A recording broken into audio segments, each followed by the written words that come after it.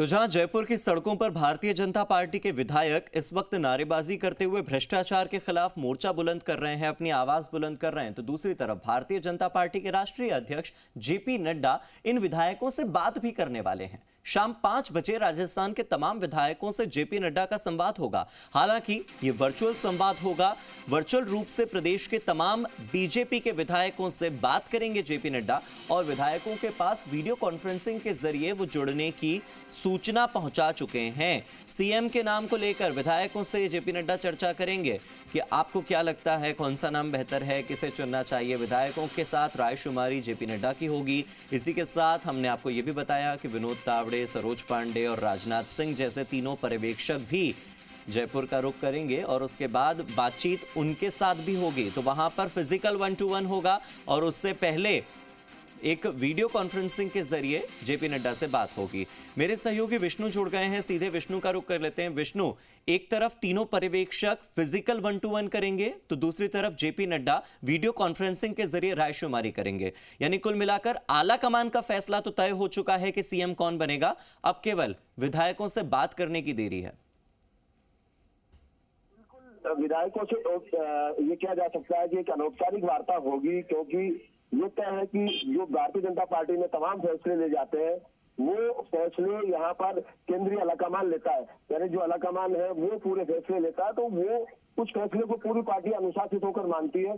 तो ऐसे में अब केवल औपचारिकता है, वहां पर्यवेक्षक नियुक्त कर दिए गए हैं, वो पर्यवेक्षक यहाँ पर आएंगे, पार्टी के विधायकों से बातचीत करेंगे और वहां उनसे बातचीत करके और नाम एक सर्वसम्मति से तय करेंगे और आलाकमान की ओर से बताया हुआ नाम भी वहां पर कहेंगे, उसका सहमति लेंगे और उसके बाद केंद्रीय जो नेतृत्व उसको रिपोर्ट देंगे और वहां इनके बाद मुख्यमंत्री का चेहरा सामने आएगा, जो पार्लियामेंट्री बोर्ड की जो मोहर लगेगी वो सामने आएगा। ये भी हो सकता है कि यहीं पर बता दिया जाए कि ये चेहरा रहेगा, आलाकमान ये चेहरे, इस चेहरे को चाहता है। दोनों में कोई भी परिस्थिति हो सकती है। वहीं दूसरी ओर बीजेपी के राष्ट्रीय अध्यक्ष जेपी नड्डा जीते हुए जो बीजेपी के विधायक है उनसे बातचीत करेंगे। कुछ विधायकों से हमारी बातचीत है, उन्होंने कहा कि बातचीत के लिए आया है लेकिन समय नहीं आया था। विष्णु, चुनाव जीतने के बाद जेपी नड्डा की ये शायद पहली ही वीडियो कॉन्फ्रेंस होगी या ये पहला ही जुड़ाव होगा जहां पर एक साथ सभी जीते हुए विधायकों से राष्ट्रीय अध्यक्ष बात करें?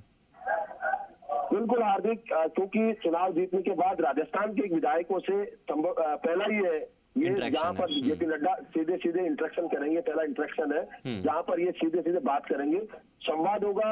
क्योंकि ये जो वैसी परिस्थितियां थी यहाँ पर राजस्थान में कि यहाँ कई गारंटियों के बीच में लग रहा था कि सरकार आएगी नहीं आएगी, लेकिन कहीं ना कहीं जो जीत के आए हैं वो कठिन परिस्थितियों को जो पार करते हुए, चुनौतियों को पार करते हुए जीत कर आए हैं। तो ऐसे में उनसे बातचीत की जाएगी, उनको जीत की बधाई राष्ट्रीय अध्यक्ष की ओर से दी जाएगी।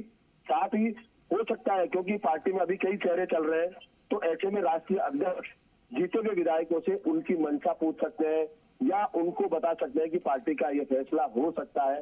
क्योंकि बीजेपी के राष्ट्रीय अध्यक्ष के तमाम जो नेता हैं, जो दावेदार थे, वो पिछले दिनों मिले हैं।